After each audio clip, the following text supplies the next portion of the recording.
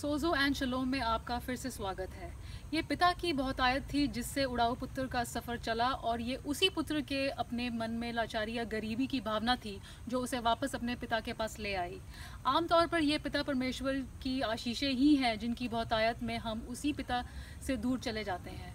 लेकिन ज़रूरी ये है कि हम वापस कब आते हैं। आज हम उसी उड़ाऊ पुत्र की बात करेंगे। उससे पहले सुनते हैं आज का वचन। आज का वचन हमने लूका की पुस्तक के 15वें अध्याय से लिया है। इसके अंदर वो उड़ाऊ पुत्र का दृष्टांत है। हम इसकी पहली 2 वर्ष पढ़ेंगे और आखिरी वर्ष।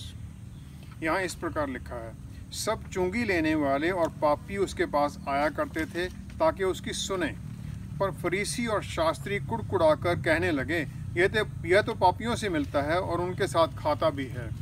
आखिरी 2 वर्सेस में लिखा है, उसने उससे कहा, पिता ने अपने बड़े पुत्र से कहा, पुत्र तू सर्वदा मेरे साथ है और जो कुछ मेरा है वह सब तेरा ही है, परंतु अब आनंद करना और मगन होना चाहिए, क्योंकि ये तेरा भाई मर गया था, फिर जी गया है, खो गया था, अब मिल गया है। परमेश्वर के वचन को पढ़े और सुने जाने से आशीष हो। लूक 15 में जो उड़ाऊ पुत्र की कहानी लिखी गई है, उसमें प्रभु यीशु हमें क्या समझाना चाहते हैं? और इसके अंदर 3 कैरेक्टर हैं। एक तो वो उड़ाऊ पुत्र है, प्रोडिगल सन, जिसके ऊपर ज़्यादा फोकस किया जाता है। दूसरा बड़ा लड़का है। बड़े लड़के का जो स्वभाव है वो फरीसी, जिनके बारे में अभी हमने देखा, फरीसी सड्यूसी जो जूइश एल्डर्स हैं उनके जैसा है, बस कंप्लेंट ही करना।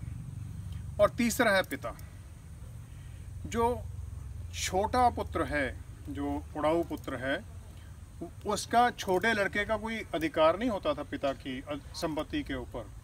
बड़े लड़के को अधिकार मिलते थे, लेकिन छोटा पुत्र अपने पिता से अपना हिस्सा मांगता है।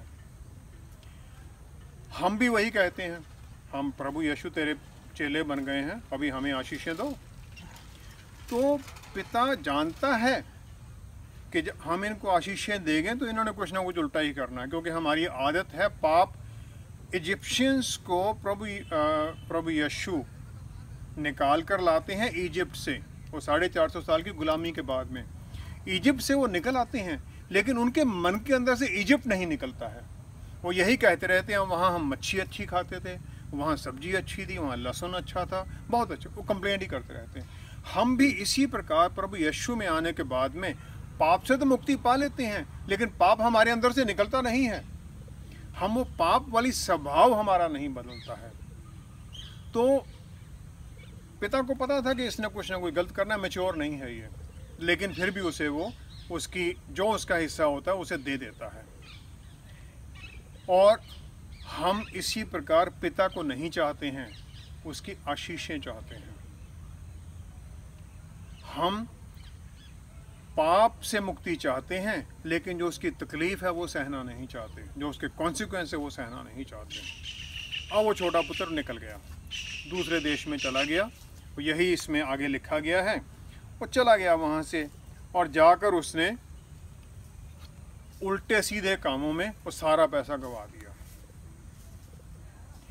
अब जब सब कुछ उसका ख़त्म हो गया, तब उसने नौकरी ढूंढी। नौकरी उसे, अब कहाँ अकाल पड़ा हुआ था उस इलाके में, तो नौकरी उसे मिली सूअरों को संभालने की। यहूदी लोगों के लिए सूअर को छूना, सूअर का हर चीज़ उसके लिए अपवित्र है, वो पाप है। उसे नौकरी मिलती है वही सूअरों को संभालने की, और वो खाता भी वही है जो सूअर खा रहे हैं। इस दुर्दशा में पहुंच जाता है। तो अब उसे 17वें वर्ष के अंदर, अगर हम 17वीं आयत में देखें, तब उसे क्या पता, वो अपने 17वीं आयत में लिखा है, जब वह अपने आपे में आया, उसे रियलाइजेशन होती अपने कि मैं तो इतने अमीर पिता का पुत्र हूँ जिसके पास ये सब कुछ है। वो कहता है, मेरे पिता के कितने ही मजदूरों को भोजन से अधिक रोटी मिलती है, बहुतायत उनको मिलता है, सब कुछ उनको मिल रहा है, और मैं यहाँ पर ये सूअरों का खाना खा रहा हूँ। तो उसको ये रियलाइजेशन हो जाती है, समझ आ जाती है। तब 18वीं और 19वीं आयत में उससे अपनी कमजोरी का पता चलता है, अपनी अनवर्दीनेस। फिर वो देखता है मैं अब उठकर अपने पिता के पास जाऊंगा और उससे कहूंगा कि पिताजी, मैंने स्वर्ग के विरोध में और तेरी दृष्टि में पाप किया है। अब इस योग्य नहीं रहा कि तेरा पुत्र कहलाऊं, मुझे अपने मजदूर के समान रख। अब उसे अपनी कमज़ोरी का पता चलता है और उस कमज़ोरी के अंदर वो पिता के पास जाना चाहता है। जब हम पाप में फंस जाते हैं तब उस पाप की कमज़ोरी के अंदर हम भी फिर रियलाइज़ करते हैं पिता की आशीषें कितनी हैं, परमेश्वर की आशीषें हमारे लिए कितनी हैं, किस प्रकार हमें वो हर दिन बहुतायत में रखते हैं। फिर हम उसी पिता के पास वापस जाना चाहते हैं और वो पिता की आशीष, उसकी दया, उसकी अनुकंपा में जाना चाहता है, ताकि वो फिर उसी जो उसका पहले स्टेटस था उस स्टेटस में पहुंच जाए। बड़े लड़के को आप फरीसीज और सदूसीज के साथ कैसे मिला सकते हैं? आप उनकी तुलना कैसे कर सकते हैं? उसके स्वभाव के कारण। हमने पहली वर्ष 2 पढ़ी थी 15वें उसमें अध्याय में, पहली 2 वर्ष, उसमें दूसरी में लिखा है, पर फरीसी और शास्त्री कुड़कुड़ा कर कहने लगे, ये तो पापियों से मिलता है। हम लोग जो आशीष के अंदर आ जाते हैं, जो उसके अनुग्रह में आ जाते हैं, जो चर्च के अंदर बैठे हैं, वो बाहर वालों को अंदर नहीं लाना चाहते। हम उनके लिए ऑब्जेक्शन रेज करने लग जाते हैं, कह रहे वो तो इतना गलत आदमी, वो कैसे आ सकता है हमारे साथ। वही सदूसीस का स्वभाव था, वही बड़े लड़के का स्वभाव था। बड़ा लड़का भी जब उसका छोटा भाई वहाँ आ जाता है तो वो भी यही देखता है कि इसके लिए पार्टी की जा रही है, इसको सब कुछ दिया जा रहा है, जबकि मेरे लिए कुछ भी नहीं किया गया। तो जो दूसरी आयत में लिखा है पापियों से मिलता है, तो उसका जो ग्रीक शब्द है वो है प्रोस्डेकोमाई, एंक्शसली वेटिंग टू रिसीव। बड़े आकांक्षा के साथ उन्हें उनका वेट करना कि मैं इन्हें पा सकूं, इन्हें मैं अपने पास ला सकूं, पूरे जोश के साथ उनको अपने पास लाने के लिए। प्रभु यीशु कहते हैं मैं पापियों के लिए आया हूं, तो वो पापियों को अपने पास लाना चाहते हैं। और फिर वो कहते हैं जो पापी खो गए हैं उन्हें लाना है स्वर्ग राज के अंदर, और फिर वो उसका एग्जाम्पल देते हैं। 4 से 6 आयत के अंदर उसी 15वें अध्याय में वो देते हैं एक जो भेड़ जो गुम हो गई है। वो कहते हैं एक इंसान के पास अगर 100 भेड़ें हैं, उसमें से अगर एक गुम हो जाए तो वो 99 को छोड़कर वो 100वीं को ढूंढने जाता है, और 100वीं को लेके जब उसे मिल जाती है उसे वो फिर मारता नहीं, अपने कंधे पर उठा के लेके आता है और उसके लिए फिर खुशी मनाता है, रिजॉइसिंग। 8वीं और 9वीं आयत के अंदर फिर वो बताते हैं एक औरत जिसके पास 10 सिल्वर कॉइन हैं, चांदी के सिक्के हैं, उसमें से अगर एक गुम हो जाए तो वो ढूंढती है। फिर यहूदी लोगों के उस दौरान एक औरत को पति की तरफ से डौरी दी जाती थी, ताकि अगर तकलीफ में आ जाए तो उससे वो अपना गुजारा कर सके। तो उस औरत के 10 चांदी के सिक्के हैं, एक उसका गुम हो गया, तो उसे वो ढूंढने लग जाती है। जब मिल गया खुशी होती है। फिर इस खुशी के बारे में प्रभु यीशु कहते हैं 7वीं आयत और 10वीं आयत। हम इनमें से पढ़ते हैं 7वीं आयत। मैं तुमसे कहता हूं कि इसी रीति से एक मन फिराने वाले पापी के विषय में भी स्वर्ग में इतना ही आनंद होगा जितना कि 99 ऐसे धर्मियों के विषय नहीं होता जिन्हें मन फिराने की आवश्यकता नहीं है। एक पापी के बचाए जाने से स्वर्ग के अंदर खुशियां मनाई जाती हैं।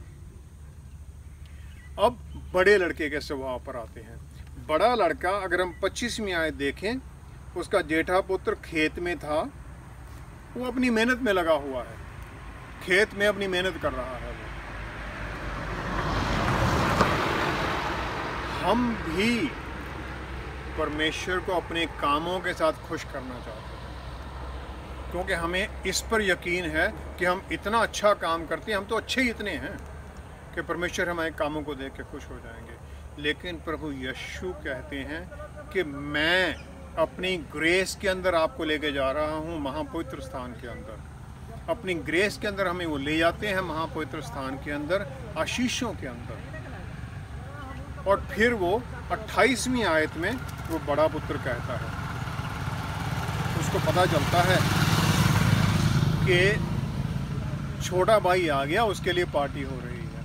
तब वो गुस्से में आ जाता है और भीतर जाना नहीं चाहता है, वो उस पार्टी में शामिल नहीं होना चाहता है, वो खुशी में, अपने पिता की खुशी में नहीं होना चाहता है।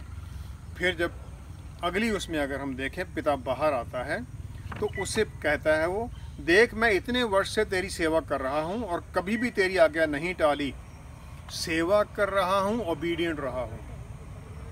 हमने पूरा सैदूसीज फरीसीज का यही था, हम तो पूरा लॉ, हम तो सारा काम करते हैं कानून के मुताबिक जो मूसा को दिया गया था।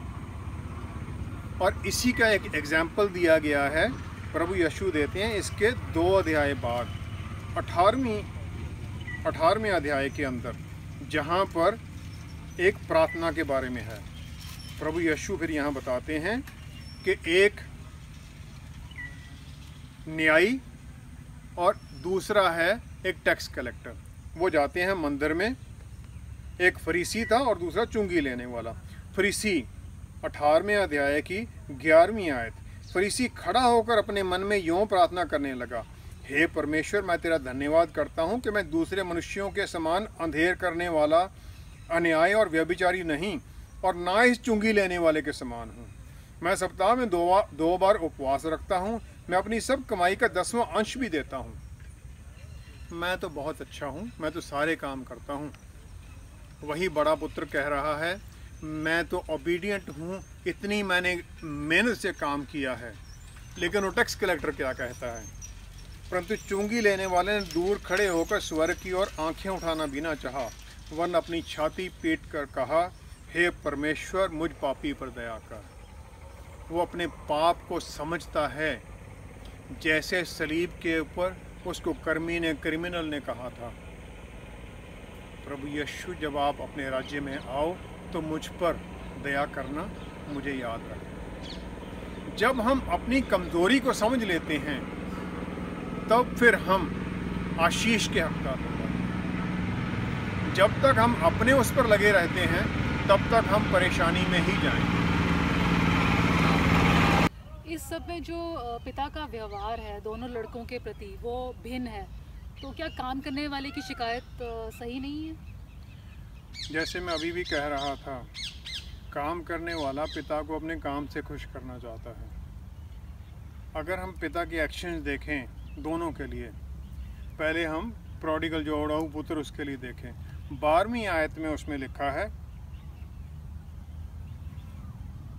और उसने मांगा और उसने उसको अपनी संपत्ति बांट दी। जब छोटे लड़के को उसकी संपत्ति मिल गई, जो बाकी बचा वो तो बड़े लड़के का ही है, जितनी वो मेहनत कर रहा है सब कुछ उसी का है, तो उसको इसमें कोई कंप्लेंट करने का मतलब नहीं है। पिता ये भी जानता है कि वो इमेच्योर है, छोटा लड़का गवाएगा, सब कुछ दे देता है वो। और 20वीं आयत के अंदर फिर हम देखें उस पिता का व्यवहार। अब वो बेटा अपने पिता के घर की तरफ चल पड़ा है। अभी वो दूर ही था कि उसके पिता ने उसे देखकर तरस खाया और दौड़कर उसे गले लगाया और बहुत चूमा। पिता बाहर बैठा है घर के इस आस के अंदर कि मेरा बेटा वापस आएगा। पिता ने कितनी रातें वो सोया नहीं होगा इस दुख के अंदर कि मेरा बेटा चला गया है, किस प्रकार होगा।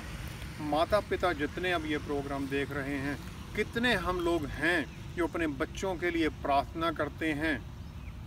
हमें कितनी कॉल जाती हैं बच्चों की नौकरी के लिए, बच्चों कोई नशा कर रहा है, कोई बच्चा घर छोड़कर चला गया है, मुझे आता है मेरा लड़का जी आज शराब पी के चला गया है, प्रार्थना कीजिए घर में वापस आ जाए। मेरी लड़की चली गई है, घर में वापस आ जाए। कितने माता पिता हैं जो इस प्रकार दुख में बैठे हैं, रात के अंदर नींद नहीं आती है, अकेले रोते होंगे। हाउ मेनी पेरेंट्स एक टेलीफोन कॉल के लिए तरस रहे हैं कि पिता अकेला है यहाँ पर, बेटा बेटी बाहर चले गए हैं। इसी प्रकार वो बैठा है आंखें गड़ाए हुए कि मेरा बेटा आएगा। दूर से उसे देखता है, पहचान लेता है और भागता है। पिता अमीर है, उसके पास जायदाद काफ़ी है, नौकर चाकर हैं उसके पास, वो नौकर चाकरों के पास, लेकिन वो अपने स्टेटस की चिंता नहीं करता है, भागता है वो। जो लड़का वापस आया वो सूरों की देखभाल करता रहा है, गंदगी में से आया, उसके ऊपर मुश्क आ रही होगी उसकी गंदगी की, कपड़े गंदे होंगे, लेकिन वो उसके लिखा गया है, उसके पास जाता है 20वीं आयत में, उसे गले लगाया और बहुत चूमा, उसकी गंदगी नहीं देखता है। तो पिता के जो एक्शंस, 5 एक्शन हैं, पहले वो अपनी स्टेटस भूल जाता है, उसकी तरफ भागता है। दूसरा, उसे गले लगाता है, चूमता है। और बेटा बोलने लगता है कि मैंने, 21वीं आयत में कहता है, पिताजी मैंने पाप किया है आपके खिलाफ, परमेश्वर के खिलाफ। लेकिन पिता उसकी बात नहीं सुन रहा है, पिता तो अपने बच्चे के ऊपर फोकस है।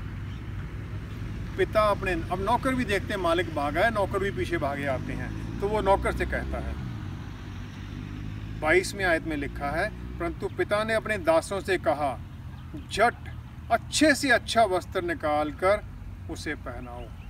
अच्छे से अच्छा वस्त्र, वस्त्र पहनाना होता है एक नया जीवन देना। इसे नया जीवन मैं दे रहा हूँ। उसकी पिछली सब गलतियाँ भुला दी जाती हैं।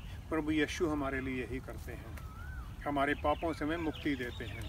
फिर वो कहता है, इसके हाथ में अंगूठी पहनाओ। अंगूठी पुराने ज़माने के अंदर सिग्नेचर के लिए इस्तेमाल की जाती थी, कि साइन जहाँ करना है अंगूठी का ठप्पा लगाया जाता था, तो उसे अंगूठी पहनाई जा रही है। पिता अपना अधिकार उसे दे देता है कि मेरे नाम के अंदर तुम नया बिजनेस शुरू करो, अपना काम शुरू करो, मेरे नाम पर तुम्हें लोन भी मिल जाएगा, लोग तेरी सहायता करेंगे, मेरा नाम तुम इस्तेमाल कर सकते हो। फिर कहता है वो, इसके पैरों में, 5वीं बात कहता है, इसके पैरों में जूता पहनाओ। पुराने नियम के अंदर अगर कोई प्रॉपर्टी हम छोड़ देते थे, बेच दी गई, अपना अधिकार ख़त्म कर दिया, तो उसके अंदर अपना जूता फेंक दिया जाता था। जूता फेंकने का मतलब हो गया कि मेरा अधिकार इसके अंदर नहीं है, अब मैं इसके अंदर नहीं आऊँगा। उसे दोबारा जूता पहनाया जाता है ताकि वो, उसे फिर अपने घर के अंदर अधिकार दे दिया जाता है। और फिर नौकरों से कहता है, एक बछड़ा काटो, आज हम आनंद सेलिब्रेशन करेंगे। वही जो 7वीं और 10वीं आयत की सेलिब्रेशन थी, पहले हमने 7वीं आयत की पढ़ी थी, अब 10वीं आयत में पढ़ते हैं। मैं तुमसे कहता हूँ कि इसी रीति से एक मन फिराने वाले पापी के विषय में परमेश्वर के स्वर्गदूतों के सामने आनंद होता है। स्वर्ग के अंदर आनंद मनाया जाता है इसी प्रकार। और वो पापी, जैसे हम प्रभु यीशु के पास जाते हैं, स्वर्ग में पिता खुश होते हैं। लेकिन क्या हम उस पिता की वेदना को भी समझते हैं, उसकी तकलीफ को भी समझते हैं? पिता ने बड़े लड़के की मेहनत को क्यों नहीं देखा और उसे कोई इनाम क्यों नहीं दिया? पिता बड़े पुत्र के लिए भी उतनी ही आशीष देता है। बड़े पुत्र को ये समझना चाहिए था कि जब छोटे पुत्र को उसका हिस्सा मिल गया, जो बाकी बचा, जिसके लिए वो मेहनत कर रहा था, उसी का तो है। और बड़ा लड़का खेत से जब वापस आता है, अपना काम से खुश करना चाहता है वो, तो उसकी शिकायत क्या है? पहली शिकायत करता है, मैंने यहाँ पर कभी तुम्हारा बात नहीं मोड़ी है, मैं ओबीडिएंट रहा हूँ, मैंने मेहनत की है इतने सालों से। हम भी यही कहते हैं फरीसियों की तरह, हम तो कानून मानते हैं, व्रत भी रखते हैं, चर्च में हर संडे को जाते हैं, रोज़ प्रार्थना करते हैं, बाइबल पढ़ते हैं। मुझे एक दोस्त ने कॉल की कुछ समय पहले कि जी मैं तकरीबन 1-1.5 साल हो गया मुझे, मैं रोज़ प्रार्थना करता हूँ, व्रत भी रखता हूँ, चर्च में भी जाता हूँ, लेकिन परमेश्वर मेरे को आशीषें नहीं दे रहे, मेरी गरीबी नहीं जा रही है। अब हम अपनी गरीबी जो हमने 20 साल 25 साल मेहनत करके अपने ऊपर लाए हैं, सब कुछ उड़ा के, हमने सब उड़ा दिया मेहनत में, क्योंकि हमने अपने तरीके से काम किया है। और हम परमेश्वर को चाहते हैं कि 1 महीने के अंदर सब कुछ हमें लाखों रुपए वापस कर दे, मेरे कर्जे उतार दे, सब कुछ उतार दे, क्योंकि हम तेरे पास आ रहे हैं, बाइबल पढ़ रहे हैं। तो वही वो बड़ा लड़का कर रहा है। अब पिता के एक्शंस बड़े लड़के के लिए भी वही 6 एक्शंस हैं। अगर हम ये देखें तो 28वीं आयत में जब वो पता चलता है पिता को कि ये अंदर नहीं आना चाहता है, तो पिता बाहर आता है। पहला है वो बाहर आ जाता है उसे ढूंढने के लिए, दूसरा है वो उसे मनाने लगता है। वो उसे मनाने लगता है, उसे बताने लगता है कि क्यों क्या हो रहा है। और फिर 31वीं आयत में हम चलते हैं, उसे वो पुत्र कहता है।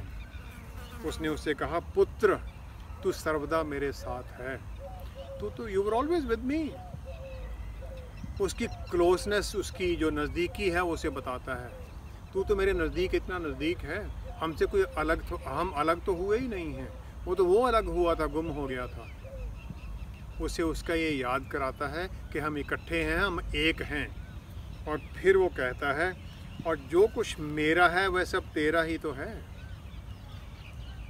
जो कुछ भी है इनहेरिटेंस तेरी है, सब कुछ तेरे लिए है, इसमें से मैं उसे कुछ नहीं दे रहा।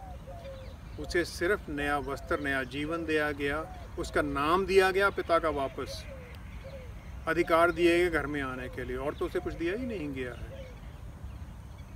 सब कुछ तेरा ही तो है, वो उसे बोलता है। और फिर वो कहता है, अब आनंद करना और मगन होना चाहिए, क्योंकि ये तेरा भाई मर गया था, फिर जी गया है, खो गया था, मिल गया है। अब उसके 6 एक्शंस जो हैं एक्सप्लेन करता है उस 32वीं आयत के अंदर। ये तो गुम हो गया था, मनाता है, उसके पास आता है, उसे याद कराता है कि तू मेरा पुत्र है, हम कभी अलग ही नहीं हुए। वो कहता है जो कुछ मेरा है तेरा ही तो है। फिर उसे वो एक्सप्लेन करता है मैं ये क्यों कर रहा हूँ। अब लड़के का एटीट्यूड क्या है? वही कि मैंने तो काम किया है, मैंने तो सब कुछ किया है, मैं सारे रिचुअल मानता रहा हूँ, जैसे मैंने अभी कहा, मैं व्रत भी रखता हूँ।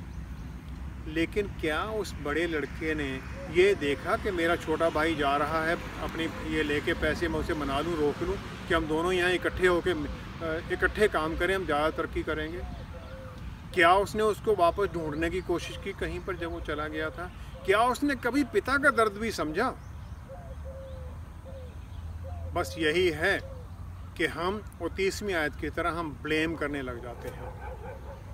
हम जब नज़दीकी में होते हैं तब फिर हम ब्लेम करने लग जाते हैं, शिकायतें करने लग जाते हैं। पिता हमसे क्या चाहते हैं? यूहन्ना 1:12 में जितने ने विश्वास किया वो पिता के पुत्र बच्चे बन गए। वो हमें बच्चे चाहता है, हमें गुलाम नहीं चाहता है। वर्कर नहीं चाहिए उसे, प्यार करने वाले, रिश्ता रखने वाले चाहिए। और फिर भी हमें उस सबको देना चाहता है। इसलिए हम उसके बच्चे बनकर उसके सामने आएँ, पिता के सामने हम इस प्रकार आएँ। जब हम उस प्रकार आते हैं तब फिर हम आशीषों के हकदार बन जाते हैं, तब हमारे पाप भी माफ़ हो जाते हैं, ये सब आशीषें हमें मिल जाती हैं। ये ज़रूरी है, हमारे एटीट्यूड बदलना चाहिए। तो पिता जो होते हैं वो तो अक्सर दयालु ही होते हैं और अपने बच्चों के लिए सब कुछ करते हैं, तो इसमें अलग क्या है फिर? आपका सवाल बिल्कुल सही है। जो ये उड़ाऊ पुत्र की कहानी है, इसके अंदर ज़्यादा तौर पर पिता के बारे में ही लिखा गया है। हम पिता के प्यार को तो देखते हैं कि वो सब कुछ दे देता है, लेकिन उसके अकेलेपन, उसके दर्द को हम नहीं समझ पाते।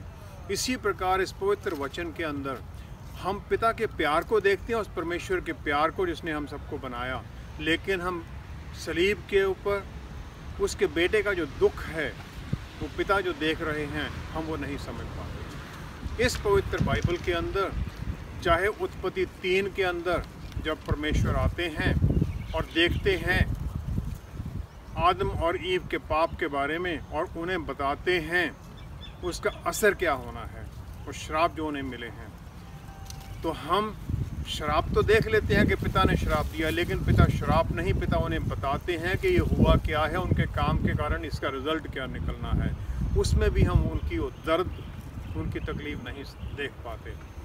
एजेकियल 28 हो या यशाया 14 हो, जिसके अंदर पिता परमेश्वर के वचन के अंदर पिता बताते हैं लूसीफर के बारे में, जिसे उन्होंने सबसे बढ़िया एंजल बनाया था, सबसे सुंदर, सबसे बुद्धिमान, लेकिन वो गिर जाता है पाप के कारण, अपने अहंकार के कारण। इन दोनों अध्यायों के अंदर भी हम पिता का दुख नहीं देख पाते कि मैंने तुम्हें इतना सुंदर बनाया था लेकिन तू गिर गया। इसी प्रकार पिता का दुख हम सलीब के ऊपर बेटे के अंदर नहीं देख सकते। बेटे के अंदर पिता भी है, पवित्र आत्मा परमेश्वर भी हैं, तीनों ही उसके ऊपर दुख सह रहे हैं। पिता अपने बेटे को अलग करने तक तैयार हो जाते हैं। बेटा चिल्ला उठता है, मेरे परमेश्वर मुझे क्यों छोड़ दिया। और इसकी सबसे एक सुंदर उदाहरण हम देखते हैं निर्गमन 33 की पहली 4 आयत के अंदर। मूसा इजरायलियों को छुड़ा कर लेके आता है और उनके पाप के कारण परमेश्वर फिर मूसा को कहते हैं, मैंने अब्राहम, आइजैक और याकूब के साथ जो वादा किया था उस आशीष वाली जगह पर ले जाने का, उस पर तुम इन लोगों को ले जाओ। मैं तुम्हारे साथ आगे एक स्वर्गदूत भेजूंगा, लेकिन मैं खुद नहीं जाऊंगा। तो चौथी आयत में उसका कारण बताते हैं, क्योंकि कहीं ऐसा ना हो कि इनके पाप के कारण मैं इन्हें नष्ट कर दूं। पिता पुत्र से अलग होने के लिए तैयार हो जाते हैं। हम ये दुख उनका नहीं समझ पाते, हम ये देख ही नहीं पाते। 5वीं कमांडमेंट के अंदर, 10 कमांडमेंट में से 5वीं कमांडमेंट में लिखा गया है, honour thy father and mother. क्या इस ऑनर के अंदर माता पिता की देखभाल, माता पिता को संभालने का जिम्मेवारी नहीं होती है? हम वो भूल जाते हैं, अपने अधिकार हम देखने लग जाते हैं। कितने लोग हैं जो ये प्रोग्राम देखते हैं, जो अपने बच्चों के लिए हमें कॉल करते हैं, बच्चा नशे में है, बच्चा घर छोड़ के चला गया है, मेरी लड़की घर छोड़ के चली गई है, प्रार्थना कीजिए कि वापस आ जाए। जिस दिन हम अपने माता पिता का दुख समझने लग जाएंगे, उस दिन हमें इस पवित्र वचन में पिता का प्यार और पिता का दुख भी दिखाई देने लग जाएगा। अगर हम ईस्टर का मैसेज पूरी तरह समझना चाहते हैं तो सिर्फ पुत्र का दुख ही नहीं, पिता का दुख भी हम समझें। और पिता का दुख इसमें भी हम समझें, प्रभु यीशु का दुख इसमें भी हम समझें कि जब हम पाप करते हैं तो उन्हें कितना दुख होता है। आज हम ये प्रण लें कि हम उसके सामने ये प्रार्थना करेंगे कि प्रभु यीशु हमें पवित्र आत्मा परमेश्वर द्वारा शक्ति दीजिए कि हम दिन प्रतिदिन आपके जैसे बनते जाएं, आपके जैसे पाप रहित, पवित्र, सच्चाई का जीवन जीने वाले। इसी प्रार्थना के अंदर हमारे लिए ईस्टर की आशीष है। इसी प्रार्थना के अंदर हमारे लिए वो सब खुशियां हैं। हम प्रार्थना ये करें कि प्रभु यीशु, आज मुझे आप क्या बनाना चाहते हो, क्या मुझसे करवाना चाहते हो, मुझे वो शक्ति दीजिए। हर दिन हमारी ये प्रार्थना हो और शाम को फिर हम इसके ऊपर ध्यान दें।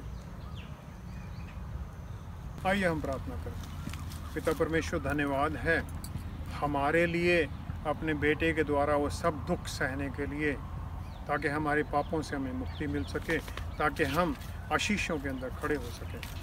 प्रभु यीशु, धन्यवाद है हमारे लिए वो सब रास्ते खोलने के लिए, स्वर्ग में जाने का रास्ता, पिता परमेश्वर की मौजूदगी में जाने का रास्ता, पवित्र आत्मा परमेश्वर द्वारा हमें वो शक्ति देने का रास्ता, ताकि हम जीत में आगे बढ़ते चलें, जो जीत आपने प्रभु यीशु हमें दे दी है।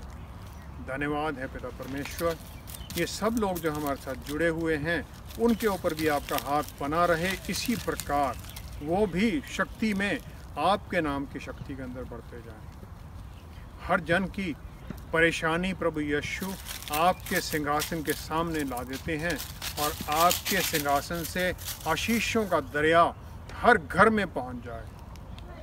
धन्यवाद है पिता परमेश्वर, हमारी प्रार्थना को सुनने और स्वीकार करने के लिए। हम ये सब कुछ मांगते हैं हमारे उद्धारकर्ता, आपके प्यारे बेटे प्रभु यीशु के पवित्र नाम में। आमीन, आमीन, आमीन। ज़रूरी ये नहीं है कि हमने क्या खो दिया है, बल्कि उसे देखें जिसके कारण खोया है, और उसे प्यार करना ना छोड़ें, और उसके वापस आने की आशा कभी ना छोड़ें।